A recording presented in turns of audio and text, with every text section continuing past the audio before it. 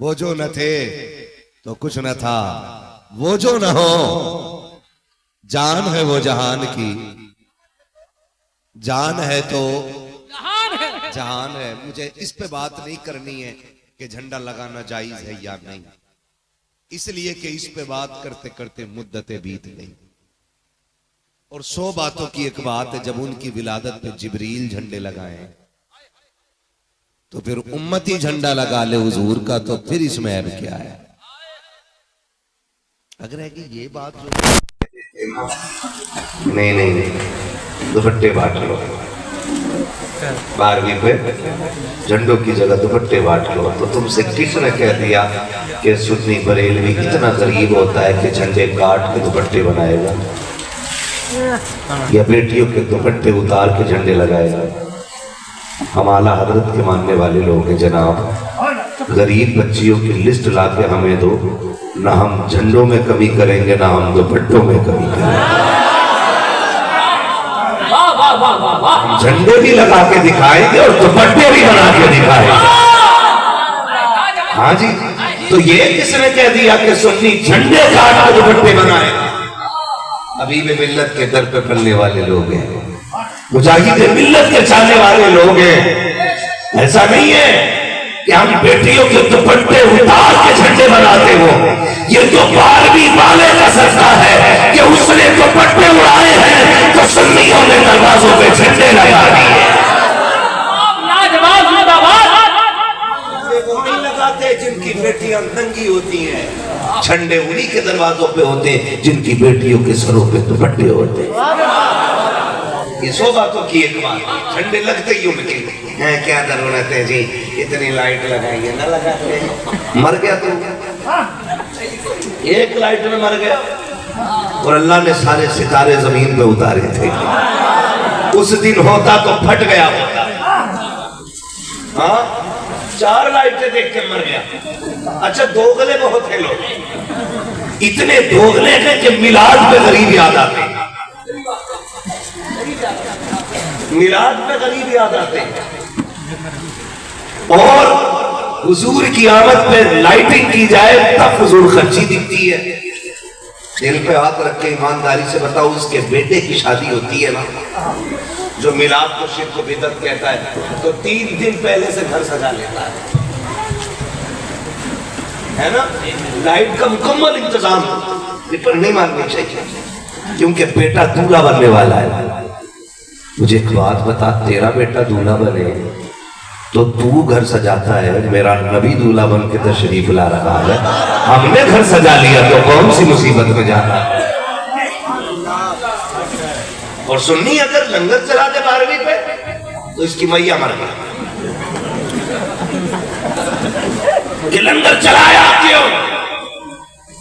غریب بھوکے مر رہے تھے، انہیں کھلا دیا جاتا۔ آج چھوڑ کے کہنا چاہوں گا، جب تیرے بیٹا دولہا بنتا ہے، میری جھال کے اندر بریلے کے نام پر کئی کول کھانا کتوں کے آگے پھینکا جاتا ہے، تب تجھے فضول خرچی یاد نہیں آتی، لاکھوں کی آتش بات کے اٹھے ہوئے بات تجھے دے سکتے۔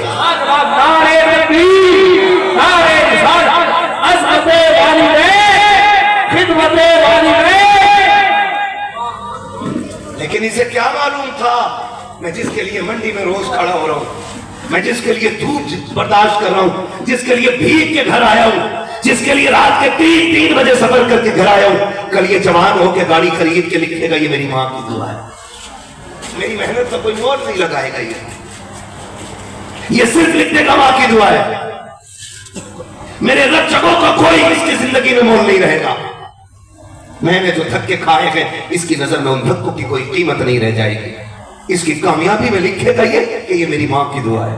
باپ جانتا نہیں تھا، کہیں نہ کہیں یہ ستم کیا ہے، ہم نے ستم کیا ہے، اور یہ ہماری غلط شعر و شاعری کی وجہ سے ہوا ہے۔ جس نے بھی لکھا پڑھا سارا ماں پہ ہی لکھ دیا، 2 شعر باپ کے لیے کسی کے منہ سے نہیں پھوٹے۔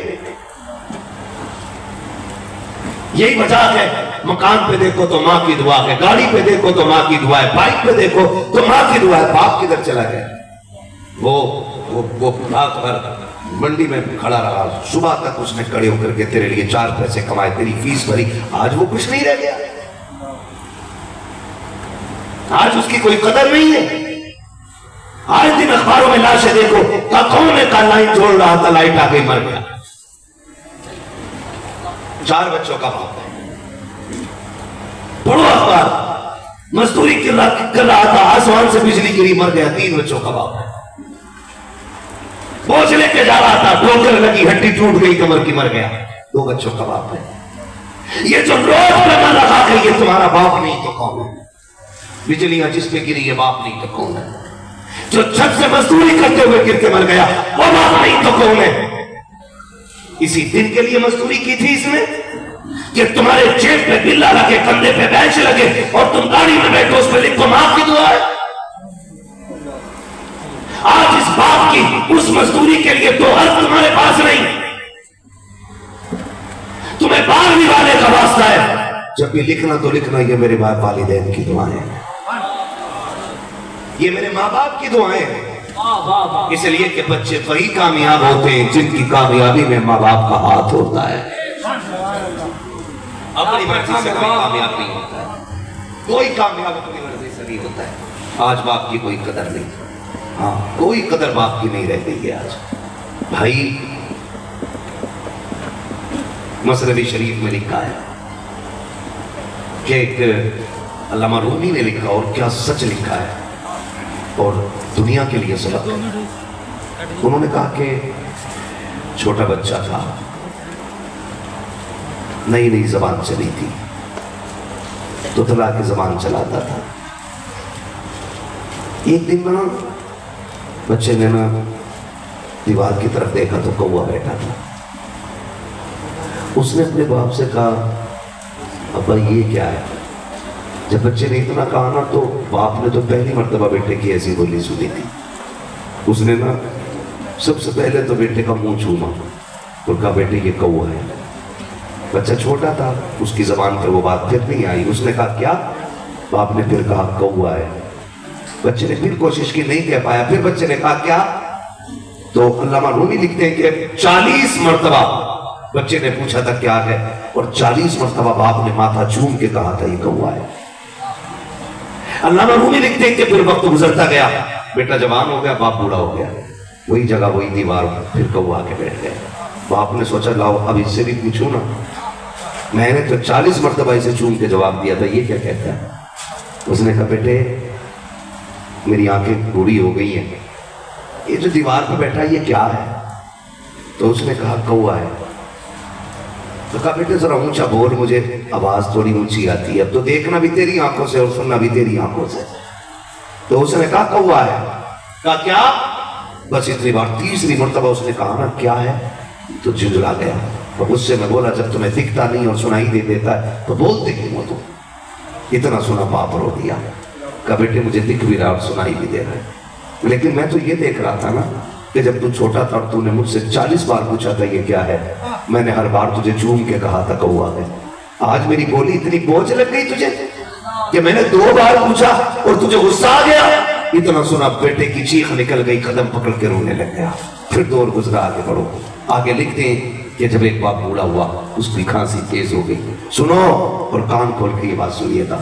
کب بوڑھا ہوا کھانسی اٹھنے لگی. بہو نے کہا سنو تمہارا باپ کھانستا ہے نا تو پھر گھر میں نیند نہیں آتی ہے, مہربانی کرو نا اسے تھوڑا الگ کر دو. کہا اچھا. وہ گیا, بیٹا باپ سے جا کے کہتا ابا اگر آپ کی اجازت ہو تو آپ وہاں نہ رہ لے جہاں جانور بنتے. اس درد کو اس دن سمجھو گے جس دن بیٹے والے ہو جاؤ گے, جس دن اولاد تمہارے آگے ہوگی تب تمہیں پتا چلے گا اولاد پالی کیسے جاتی ہے. اس نے کہا وہاں نہ ڈال دو تمہیں جہاں تم جانور رہتے, گائے بیل بھینس بنتے, گھوڑے بنتے. اس نے کہا تمہاری کھانسی سے بچوں کو تکلیف ہے. باپ نے کہا ٹھیک ہے بیٹے, اگر میری کھانسی سے تکلیف ہے تو تیری مرضی ہے. جب ڈالا نا باپ کو وہاں جہاں جانور بنتے, ایک کمبل دیا اس نے, کہا اسے اوڑھ لینا. پرانا پھٹا کمبل تھا, بہت ساتھ میں تھا. اس نے نا باپ دادا کے کندھے سے کمبل اتارا اور پیر کے نیچے دبا کے آدھا پھاڑ لیا، آدھا دادا کے کندھے پہ رکھا، کائی سے اوڑھنا اور آدھا لے کے چلا۔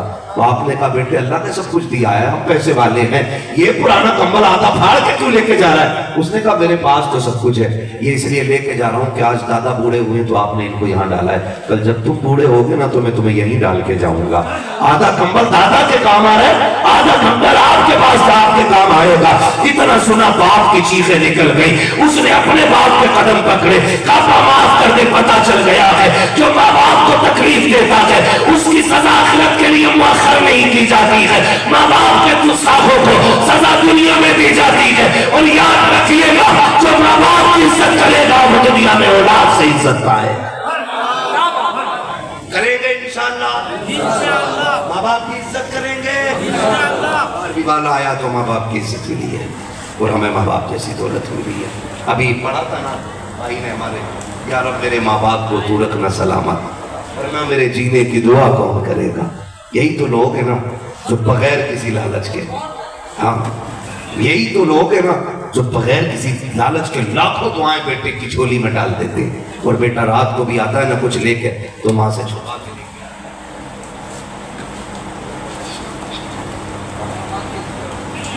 بیٹا رات کو چھپا کے لے کے آتا ہے، اما نہ دیکھ لے، وہ پاگل تجھ سے کس نے کہا یہ کھانے والے لوگ ہیں، یہ تو اپنے آگے کا اٹھا کے کھلانے والے لوگ ہیں۔ تو تھیلی والا چھپا کے لا رہا ہے، تو تھیلی والا چھپا کے لا رہا ہے، تجھے پتا نہیں ہے جب تیرے دانت نہیں تھے تب یہ منہ سے چباتے تھے، اپنے حلق میں قریب سے نکال کے لا کے تجھ کو کھلایا کرتے تھے۔ ماں نے اپنی روٹی بعد میں کھائی ہے، تیرا پیٹ پہلے بھرایا ہے، اور تجھے کیا پتا ہے ماں باپ کیا ہے؟ اگر سیکھنا ہے تو پوچھ بریلی کے احمد رضا سے، آپ کہتے ہیں اگر ماں باپ سے ملنا ہے ایسے جائے جیسے بادشاہ کے دربار میں جاتے ہیں، بات کہنی ہو تو پہلے اجازت لے، اگر وہ ہاں کہہ دے تو بات کر، اگر وہ نہ کہہ دے تو لوٹ جا، اس لیے کہ تیرے لیے دنیا میں حکومت کے لیے اگر سب سے زیادہ پاور کسی کے پاس ہے تو تیرے ماں باپ ہے۔ نعرہ تکبیر، نعرہ عظمت والدین، جشن میلاد النبی، آمد مصطفیٰ، علامہ مفتی حماد صاحب مراد آباد۔ توجہ ہے، تھک گئے آپ لوگ؟ میں سوچ رہا ہوں کہ ختم کر لوں، سوئی 1 گھنٹے کے اوپر چلی گئی۔ کہہ دیں ذرا یا رسول اللہ، خدا سلامت رکھے آپ کو، بڑی دولت ماں باپ ہوتے ہیں۔ اچھا آخری بات میں آپ کو بھی مجبور نہیں کروں گا اور آپ مجھے بھی مجبور نہ کریں، بس آخری بات سن لیں بہت غور سے، اللہ آپ کو سلامت رکھے۔ حضور کے دامن میں نہ کوئی کمی نہیں تھی، اللہ نے 2000 سے زیادہ نام محبوب کو عطا فرمائے، کتنے؟ 2000 سے زیادہ۔ لیکن آقا کریم فرماتے ہیں صحابہ مجھے آج تک اپنی ماں کی ایک بات بڑی یاد آتی ہے۔ حضور کون سی؟ کہا کہ جب میں 4 سال حلیمہ سعدیہ کے پاس رہا اپنی امی کے، 2 سال مجھے ماں کے پاس رہنا ملا، کہتے میری امی مجھے لیٹتی تھی نا تو بازو پہ سر رکھ کے لٹاتی تھی، سن ماں کیا ہوتی ہے۔ اور حضور کہتے ہیں آج تک وہ لمحے مجھے رلا دیتے ہیں۔ حضور کون سے؟ کہا اپنے چہرے پہ دوپٹہ ڈالتی اور رو کے کہتی تھی مالک میرا بیٹا پیدا ہونے سے پہلے یتیم ہو گیا، مالک میں بھی چلی گئی تو میرے بیٹے کو دیکھے رکھو، اس کی دیکھ بھال کون کرے گا؟ حضور یہ کہہ کے رویا کرتے تھے، کہتے تھے اب آج تک ماں کے یہ جملے رلاتے ہیں۔ خدا کی قسم سے شاہ ہمدرد اگر کوئی دنیا میں ہے تو اولاد کے لیے ماں ہوتی ہے، باپ ہوتا ہے۔ خدا رہا رشتوں کی قدر کیجئے گا اور دنیا کو یہ بتائیے حشر تک ڈالیں گے ہم پیدائش اولاد کی دنیا، اس لیے کہ باپ بھی اللہ نے دیا ہے، ماں بھی اللہ نے دی ہے، بہن بھی دی ہے، بیٹی بھی دی ہے، اور اللہ نے ہم سب کو مائیں عطا کی ہیں۔ یہ کرم ہے پروردگار کا اور یہ صدقہ ہے مدینے والے مصطفیٰ کا۔ 12ویں والے حضور نہ ہوتے نا تو یہ سارے رشتوں کو کوئی مول ہی نہیں ہوتا۔ اگر یہ سارے رشتے محترم ہوئے ہیں نا تو 12ویں شب کے بعد ہوئے ہیں، اگر ان رشتوں کو عزتیں ملی ہے نا تو 12ویں شب کے بعد ملی ہے، تو پھر ہم کیوں نہ کہیں حشر تک ڈالیں گے ہم پیدائش مولا کی دھوم، دم میں جب تک دم ہے ذکر ان کا، سناتے جائیں گے. اور وہ کہا تھا نا نعت خوانی موت بھی ہم سے چھڑا سکتی نہیں, قبر میں بھی مصطفیٰ کے گیت گاتے جائیں گے, ہے نا جی. اللہ ہم سب کو سلامت رکھے, ہمیں رشتوں کی قدر کرنے کی توفیق عطا فرمائے, ماں باپ کی عزت کرنے کی اللہ توفیق عطا فرمائے, رشتے نبھانے کی اللہ توفیق عطا فرمائے, اور مولا ہم سب کو 12ویں والے مصطفیٰ کا صدقہ عطا فرمائے. فرمایا گیا وَأَمَّا بِنِعْمَةِ رَبِّكَ فَحَدِّثْ, اپنے رب کی نعمتوں کا خوب خوب چرچا کرو. حضور رب کی نعمتوں میں سب سے بڑی نعمت ہے. نہیں انشاءاللہ کبھی پھر کر لیں گے, کبھی پھر سے ذرا سن لیجئے گا. آج میری بھی طبیعت کوئی خاصی درست نہیں ہے, ٹھیک ہے نا. میں بس اتنا کہوں گا کہ رشتے اللہ رسول سے مضبوط رکھیں.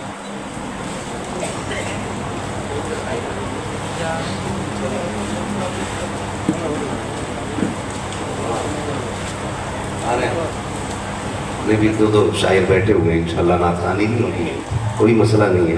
خدا سلامت رکھے. اور ایک بات میں کہہ دوں آخر میں, جب تک زندہ رہنا نا اپنے بچوں کو مسلک اعلیٰ حضرت کی گڈی پلاتے رہنا, یاد رکھنا. ہاں,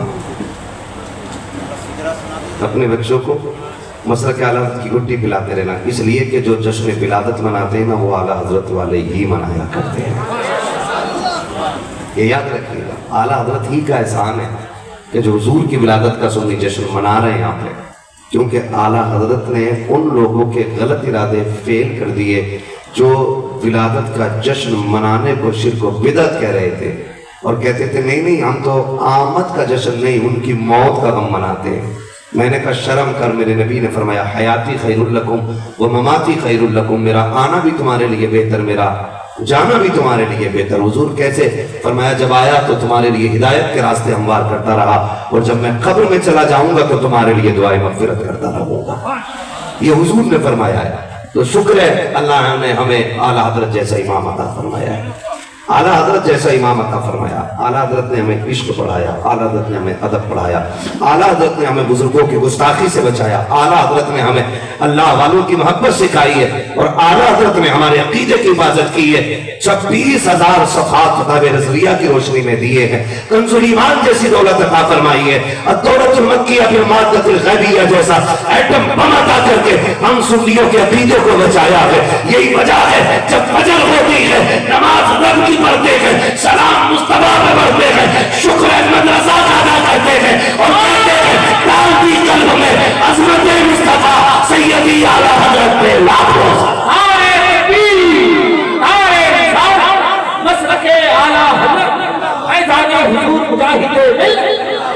ہاں جی آتی ہے کہ نہیں فجرات آواز کیسے ڈالتی قلب میں سیدی اعلیٰ حضرت پہ, سیدی اعلیٰ حضرت پہ آپ کو سلام.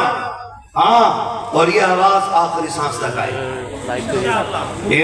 اس لیے کہ انہوں نے کہا قبر میں لہرائیں گے تا حشر چشم نور کے, جلوہ فرما ہوگی جب طلعت رسول اللہ کی.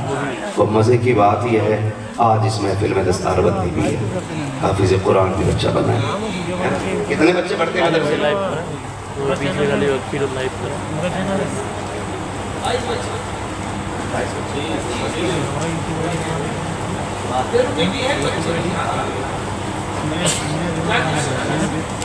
سلامت رہیں. جی چاہتا دعا دے جاؤں. آپ کے ادارے میں 22 بچے پڑھتے ہیں, اور کرم یہ ہے خدا کا کہ حضور نے ان کے کھانے کا انتظام آپ کے دسترخوان پہ کیا ہے. اس کا صلہ قیامت میں ملے گا. ہاں, اور صحیح بتاؤں یہ حضور کے مہمان ہیں, حضور کے مہمان. آپ حضور کے مہمانوں کو کھانا کھلاؤ تو قیامت میں حضور کی چوکھٹ سے خالی تو نہیں لوٹو گے نا. اور یاد رکھیے گا جب یہ جنت میں جائیں گے نا چھوٹے چھوٹے لوگ, چھوٹی جماعت, چھوٹی امت, یہ حافظ قرآن, لیکن جنت میں چھوٹے ہو کے نہیں, جنت میں بڑے ہو کے جائیں گے, بڑے ہو کے جنت میں جائیں گے. اور جنتیوں کی لائن لگی ہوگی, جہنمیوں کی لگی ہوگی. جہاں کے لے گا ہم میں سے کوئی جہنمی والی لائن میں پھنس گئے بھائی, اختر رضا صاحب بچا لو, تم تو جنت والی لائن میں ہو, ہم ادھر پھنس گئے. یہ کہیں گے کیوں بچاؤں بھائی؟ تو میں نے ایک گلاس پانی پلایا تھا نا, میرے گھر کھانا نہیں کھایا تھا تم نے, میں تمہیں بیٹا کہہ کے آواز نہیں دیتا تھا, میں کبھی تمہارے سر پہ ہاتھ رکھ کے نہیں کہتا تھا تو پردیس میں نہیں ہے گھر میں. کیا میں نے تجھے گھر میں رکھ کے بیٹے باپ کا پیار نہیں دیا؟ کیا میری بیٹیاں تجھے بھائی کہہ کے آواز نہیں دیتی تھی؟ کیا میری بیٹی بیوی نے تجھے بیٹا نہیں کہا تھا؟ کیا میں نے تجھے اپنوں کی طرح نہیں پالا تھا؟ جی پالا تو تھا نا، آج اس کا بدلہ دے دو۔ لائن رک جائے، آگے والے جنت میں، پیچھے والے شور کریں گے چلو بھائی، لائن کیوں نہیں چلتی؟ اللہ فرمائے گا فرشتوں پوچھو نا لائن رک کیوں گئی؟ فرشتے کہیں گے مالک ایک بندہ ہے کھڑا ہو گیا، جا نہیں رہا آگے۔ کہا کون ہے؟ کہا قرآن کا حافظ ہے۔ کیا بات ہے، ایسا نہیں، ایسے میں نماز جنازہ پڑھانے پہ مجبور کیا ہوں۔ بات ہے، کیا بات ہے۔ اس نے کہا کہ قرآن والا ہے، وہ جنت میں نہیں جا رہا ہے، کیوں؟ کہا کہ اسے روک لیا ہے کسی نے۔ کس نے روکا ہے؟ کہ جو اسے کھانا کھلاتا تھا۔ رب فرمائے گا پوچھو یہ چاہتا کیا میرا بندہ؟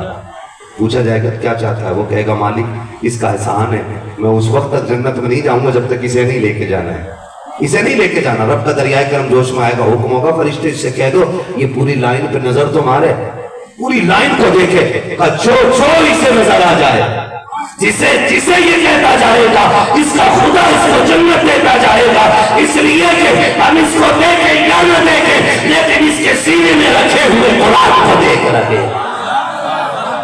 نعرے تکبیر، نعرے رسالت، عظمت قرآن، عظمت قرآن، حافظ قرآن، دارالعلوم حبیب علم۔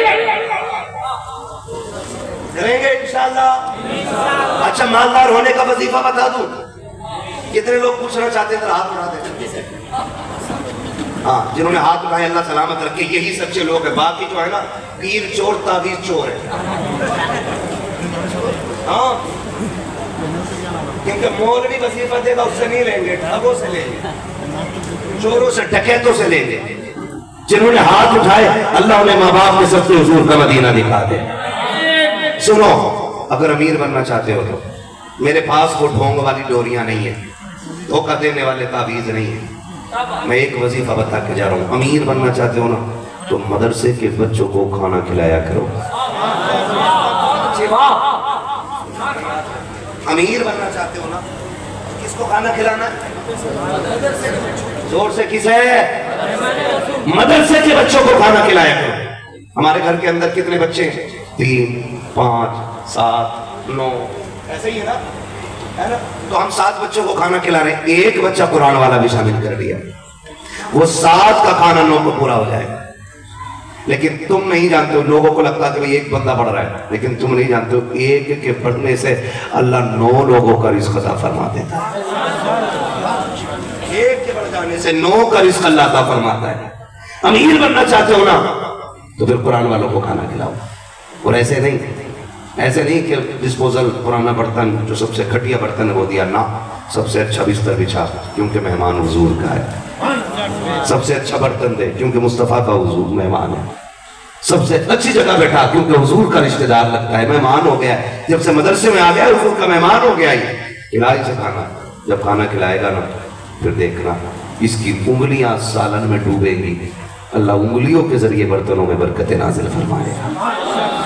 کھلاؤ انہیں تو پھر دیکھو اللہ کتنی برکت عطا فرماتا ہے۔ جاؤ گارنٹی ہے میری، جس میں فاقے ہوتے ہیں وہ قرآن والے کو کھلانا شروع کر دے، جس گھر میں رزق کی کمی ہو وہ قرآن والوں کو کھلانا شروع کر دے، جس گھر میں روزی نہ اترتی ہو قرآن والے کو کھلانا شروع کر دے، اس لیے کہ جب تیرے میرے پاپ اور گناہوں کی وجہ سے روزی تنگ کی جاتی ہے تو اللہ قرآن والے کے صدقے میں رزق کے دروازے کھول دیا کرتا ہے۔